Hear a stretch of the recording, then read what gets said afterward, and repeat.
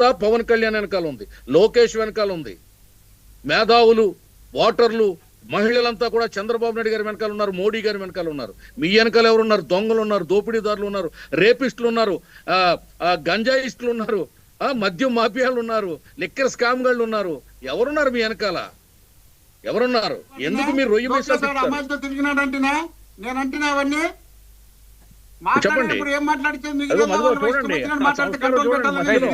Interruption చూడండి.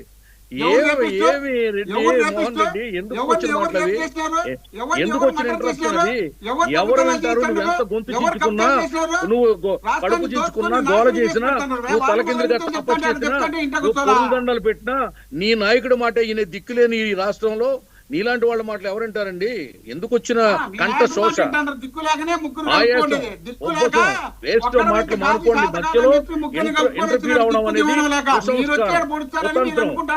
మేము వాడిని తీసుకెళ్తాం, దాన్ని ప్రజలు మీరు మధ్యలో క్రాస్ చేస్తారు. అదే మీరు నేర్చుకున్నటువంటిది. ఇంకోటి టాపిక్ డైవర్ట్ చేస్తాం. ఇదా మీరు మాట్లాడే అభిషేక్ వర్మ గారు ఆయన్ని ఇదంతా. సరే చెప్పండి, మీరు చెప్పండి ఏం చెప్పాలనుకుంటున్నారు? వాళ్ళిద్దరికి ఇప్పుడు మీరు మాట్లాడండి వాళ్ళిద్దరికి మీరు సమాధానం చెప్పండి. మోహన్ రెడ్డి గారు చెప్పండి. ఒక విద్యాశాఖ మినిస్టర్ పెట్టుకుని వాడిని వీడిని అనేటువంటి స్థాయి ఉన్నటువంటి వ్యక్తులను తీసుకొచ్చి మీరు ఇక్కడ కూర్చోబెట్టి లైవ్ లో మాట్లాడించడం నాకు కరెక్ట్ అనిపించట్లా. లోకేష్ గారిని వాడిని వీడు అంటే ఇంకా ఆయన ఈ వయసులో ఇలా నోరు జారటం అనేది ఎంతవరకు కరెక్ట్ అనేది మోహన్ రెడ్డి గారిని ఆలోచించుకోమని ఒకసారి మళ్ళీ రిపీట్ చేసుకోండి సార్. మీరు మళ్ళీ రిపీట్ చూసుకోండి, ఇంటికి వెళ్ళాక ఒకసారి డిబేట్ మీరు మళ్ళీ చూసుకోండి.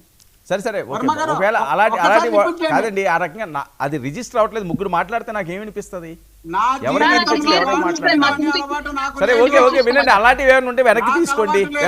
ఎవరిని అవమానకరంగా మాట్లాడదు. జగన్మోహన్ రెడ్డి గారిని మాట్లాడదు, వేరే వాళ్ళని మాట్లాడదు.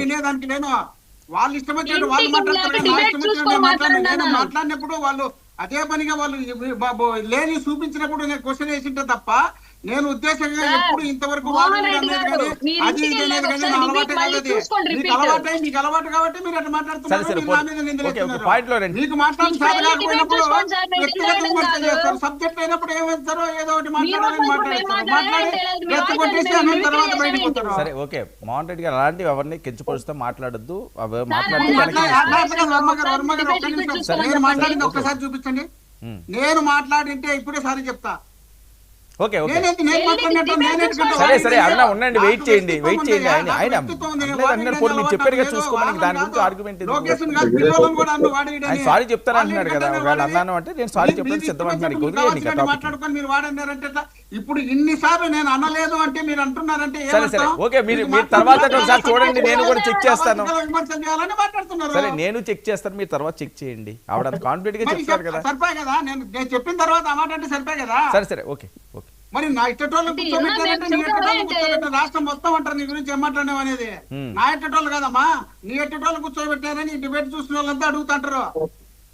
నేను మాట్లాడేది ఇప్పుడు కూడా నేను అన్నదాన్ని డిపెండ్ అయ్యి ఉంటాను, మీరు డిపెండ్ అవ్వట్లేదు. కానీ నేను ఏం మాట్లాడి దానికి స్టిక్ అయి ఉంటాను. నేను డిబేట్ లో ఎన్ని సంవత్సరాలు మీరు ఇప్పుడు మాట్లాడే మాట ఇప్పుడే మాట తప్పుతున్నారుగా. నేను ఇప్పుడే అడుగుతున్నా దాన్ని రిపీట్ చేయమని. వాడు అనే అలవాటు నా జీవితంలో లేదు. మీరు ఏదో కల్పించి ఏదో చెప్పి నన్ను అంటే నేను నమ్మాలా? వినాలా? నాకేం ఇదేనా అనింటే అన్నింటే అన్నాను, మీరు అన్నారు నేను అన్నాను. నేను అన్నది చూసుకొని ఒక సెల్ఫీ వీడియో పెట్టండి సార్, క్షమించమని. ఏది చూపిస్తూ నువ్వు లేదంటే మీరు పెట్టాలా? అక్కడ లేదంటే మీరు పెట్టాలి, క్షమించమని. నేను కాదు పెట్టాల్సింది, మీరు పెట్టాలి. మీరు పెట్టిన తర్వాత మీరు అది చూడండి, ఉంటే నేను పెట్టాలి, లేకపోతే మీరు పెట్టండి.